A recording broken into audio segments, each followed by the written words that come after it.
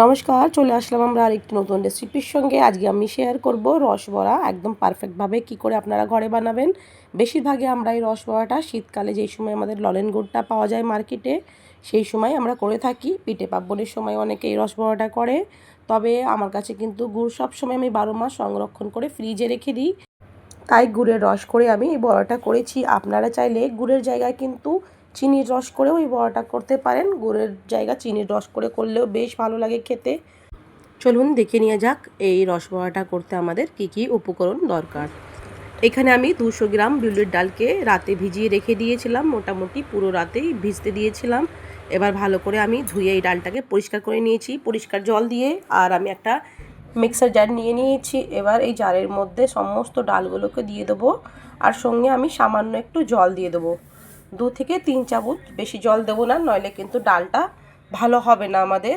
ডালটা একদম গাঢ় থাকবে, সেই পরিমাণেই আমি জলটা দেব। এই দেখুন, খুব সুন্দর কিন্তু আমার পেস্টটা তৈরি হয়ে গেছে। এবার এই পেস্টটাকে কিন্তু ভালো করে ফেটাতে হবে, সেই জন্য দেখুন আমি এখানে একটা বড় সাইজের পাত্র নিয়ে নিয়েছি।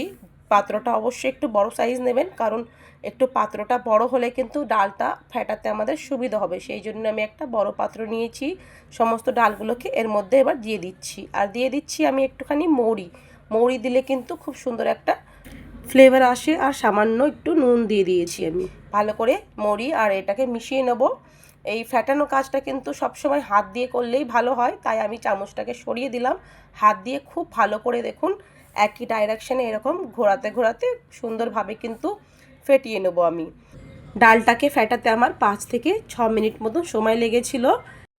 এই ডাল ফেটানোর কাজটা কিন্তু আমাদের খুবই ভালোভাবে করতে হবে। ডালটা ভালোভাবে না ফেটলে কিন্তু আমাদের রসগুলো ভালো করে ফুলবে না, এবং আমরা যখন রসে দেবো বড়াগুলোতে কিন্তু ভালোভাবে রস মানে ভেতরে অবধি যেতে পারবে না। 5 থেকে 6 মিনিট ব্যাটারটা ফেটানোর পর আমরা একটা বাটিতে জল নিয়ে নেব। এবার এর মধ্যে একটু ব্যাটারটাকে দিয়ে দেবো। যদি এই ব্যাটারটা এরকম ভেসে ওঠে, তার মানে কিন্তু আমাদের ডালটা খুব ভালোভাবে একদম পারফেক্টভাবে ফেটিয়ে নিয়েছি। আর যদি এখানে বড়াটা যদি ডুবে যায়, তার মানে আমাদের বুঝতে হবে ব্যাটারটা কিন্তু খুব ভালো করে ফেটানো হয়নি। সেই ক্ষেত্রে আমরা আরও কিছুক্ষণ ধরে ব্যাটারটাকে এইরকমই একই ডাইরেকশনে ভালো করে ফেটিয়ে নেব। এইদিকে আমি কড়া বসিয়ে দিচ্ছি। কড়াটা ভালো করে গরম করে নিয়েছি। এখানে আমি তেল দিয়ে দেবো। আমি সাদা তেল দিয়ে দিয়েছি কড়ার মধ্যে। আমরা বড়াগুলোকে কিন্তু ডুবো তেলে ভাজবো, তাই তেলের পরিমাণটা একটু বেশি করে দেবো। তেলটা খুব ভালো করে অবশ্যই গরম করে নিতে হবে। তেলটা যখন গরম হয়ে যাবে, তখন গ্যাসের ফ্লেমটা আমি একদম লো করে দেবো। লো করে আমি আস্তে ধীরে একটু বড়াগুলোকে এরকম করে দেখুন দিয়ে দিয়ে ভেজে নেবো। অনেকে এরকম করে কি সুন্দর করে দিতে পারে, তবে আমি ঠিক দিতে পারলাম না, সেই জন্য এই নর্মালভাবে যেরকম সবাই বড়াগুলোকে তেলের মধ্যে ছাড়ে, তাই সেরকম করেই আমি বড়াগুলোকে ছেড়ে দিচ্ছি।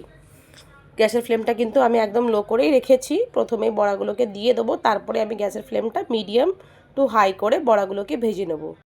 যখন এক পিঠটা একটু হালকা ভাজা হয়ে যাবে, তখন আমি একটু তেলটা ওপরে দেখুন এরকম খুন্তি করে দিয়ে দিয়ে ওই পিঠটাকেও এরকমই ভাজবো আমি। এবার বড়াগুলোকে উল্টে দেবো। উল্টে পাল্টে আমাদের বড়াগুলো একটু গোল্ডেন কালার আসা অবধি ভালো করে ভেজে নিতে হবে। বড়াগুলোই কিন্তু খুব সুন্দর একটা রং এসে গেছে দেখুন।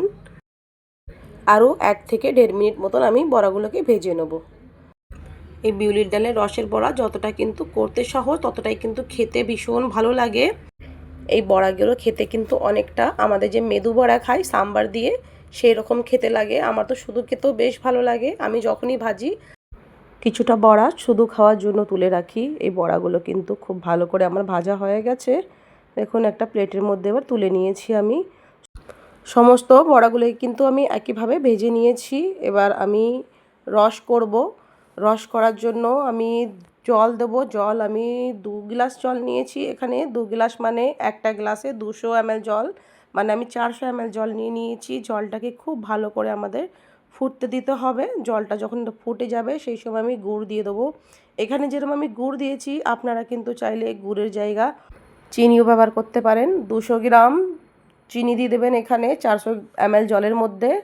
আমিও গুড় দিয়ে দিয়েছি। গুড়টা দিয়ে যেরকম জাল দিচ্ছি জলটাকে, সেরকমই কিন্তু আপনারা অবশ্যই চিনি দিয়ে সেই একই রকম করে ভালো করে জাল করে নেবেন।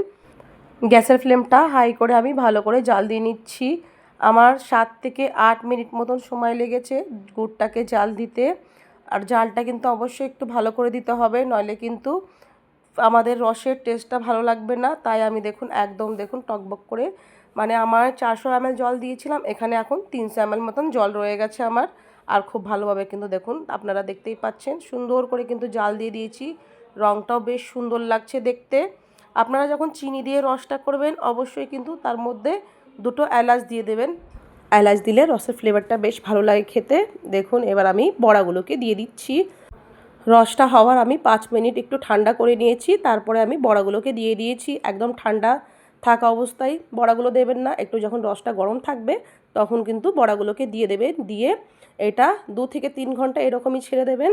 2-3 ঘন্টা এরকমই ছেড়ে দিলে কি হবে, আমাদের রসগুলো বড়ার মধ্যে ভালোভাবে কিন্তু চলে যাবে আর একদম সুন্দর তুলতুলে হয়ে যাবে বড়াগুলো খেতে। এবার আমি 2 ঘন্টা একটু ঢাকা দিয়ে বড়াগুলো রেখে দেবো। 2 ঘন্টা পর রসবড়াকে আমি পরিবেশন করব।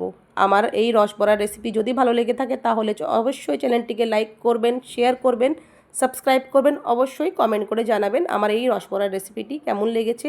এবারের মতন আসি, আবার আসবো আরেকটি রেসিপির সঙ্গে।